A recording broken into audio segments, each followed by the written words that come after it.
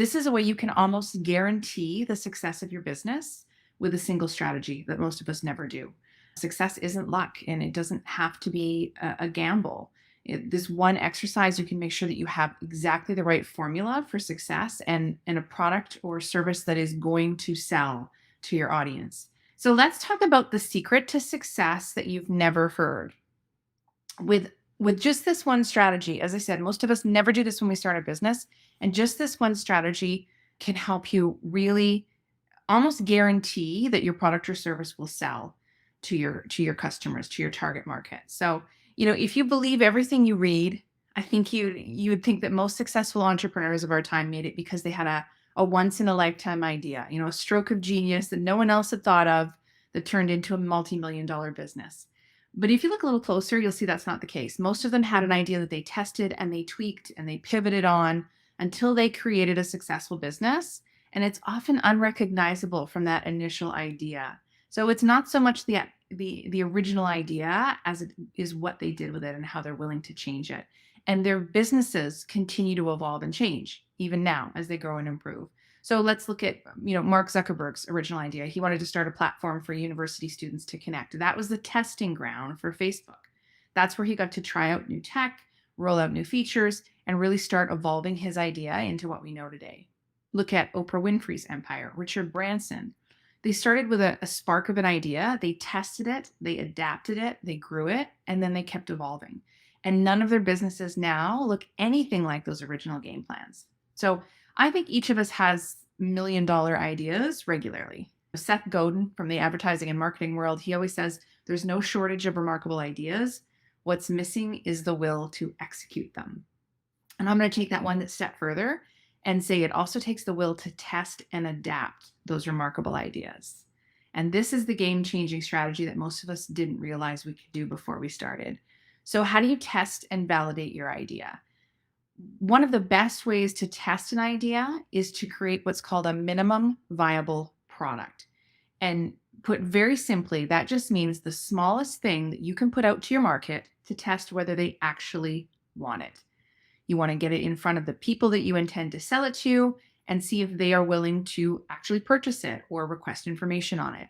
And then you want to get feedback from those people as well on what they liked about it, what they didn't like about it, how you can make it better, right? So this is where you get to test your idea. You get to make sure that the people that you intend to purchase it are actually going to purchase it. And that's how you guarantee your success. It's a great opportunity to make sure there's a demand before thinking a lot of time and money into your idea. And assuming that your idea turns out to be solid and people really like it, it's also going to give you real world feedback and ideas on how you can take it to market with a stronger product or service that's better suited to your market's needs. So how do you come up with a minimum viable product to test? Let me give you some examples and hopefully you can see your business, your particular model in this. So first, with anything with marketing, you want to start with market research. Always. The very first step is gathering information. So you want to conduct surveys, you want to ask around, you want to analyze your competition, look at your competition. If you're just starting out and you don't actually have your own customers to look at here, look at your competition's customers, right? You can see what they like, what they're purchasing, what their demographics are, what their age is, where they live, that type of thing, what their problems are. Because the more information you have, the more likely you are to succeed. You don't want to guess here. You don't want to look at this all from your perspective. You want to look at it from your potential customer's perspective.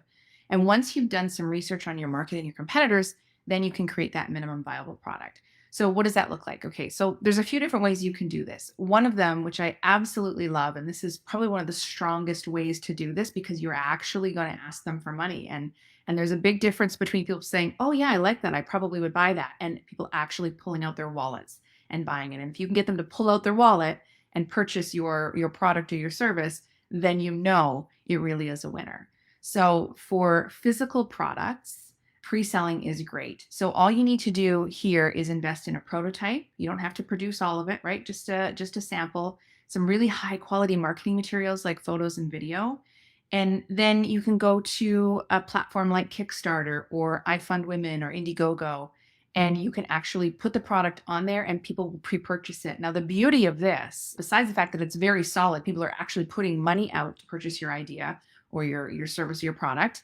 So you know that they really would purchase it because they are purchasing it. but also you get the money from those pre-sales to pre-fund your product. So you actually get the funding from those pre-sales. So if you got your own audience, you don't even have to use one of these platforms. If you have a large audience already, you can do the pre-sale to your own audience on your website or your social media. But if you're just starting out and you don't have an audience, a large audience, then you can do these platforms like Kickstarter. If you just Google crowdfunding, you will actually find a whole bunch of platforms and you can research them. And some are more specific to different niches. So look at a few and see what's the best fit for your product or service. Now, another way to do a similar idea where you're not actually asking for the money is a landing page. So it's another great strategy to test your product. So you're going to send your test market or your traffic or your potential audience to a landing page that shows and explains your product or service. So it gives you the opportunity to test your pricing structure to see what they choose and if they're interested in buying your product or service. And then you can also collect their information so that you have that for when you actually have the product to sell. Now, if you're a writer, let's say you're looking at digital products, for example, mini versions are a great way to go. So if you wanted to, let's say, test your idea for a book, you could create a series of blog posts to test your material, to test the market fit before you spend months, writing that full book to make sure that you've really nailed the topic, the subject matter that your audience wants to read about. If you have an online course idea, you can start with selling some live webinars. It saves you the cost and the months of preparation. And then if you follow those live webinars with a Q&A session, even better, because it's going to help you develop your material for the actual course launch. You're going to get that feedback right away. You can tweak your material, and then you can hit that target right out of the gate. If you have a product, another great option is a pop-up. So that's where you could take a small selection of your product or services and then offer them in a temporary location or on a temporary basis. So rather than, buying or renting the whole storefront and, putting up an entire brick and mortar, you test it out in the pop-up locations first. And pop-up could be, if you have a physical product, it could be like a farmer's market or in a mall kiosk or inside another that has the same target market you do, but a non-competing product. So let's say you have something that appeals to health conscious consumers.